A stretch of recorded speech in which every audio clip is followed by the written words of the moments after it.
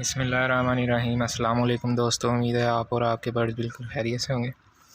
आज आपको थोड़ा सा वाइल्ड लाइफ का दिखाते हैं। ये देखें,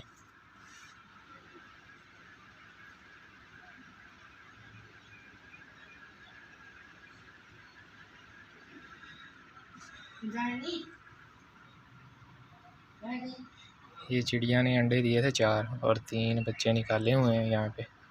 इनकी मदर भी यहीं पे है, वो भी दिखाते हैं आपको। और देखें बैठी हुई,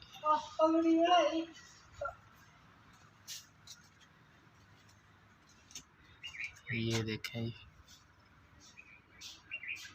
ये बैठी हुई है, चोंच में अपनी सुंडियाँ वगैरह लेके आई हुई है। या वो दूसरी साइड पे जहाँ बर्ड्स रखे हैं, मैंने घास वगैरह लगा है, वहाँ से इनके लिए पानी वगैरह भी रखा है, लेकिन यहाँ से ये दाना तो नहीं इसने खाया, पानी पी लेती है। तो ये भी दिखाता हूँ। 4 अंडे थे, 3 निकले।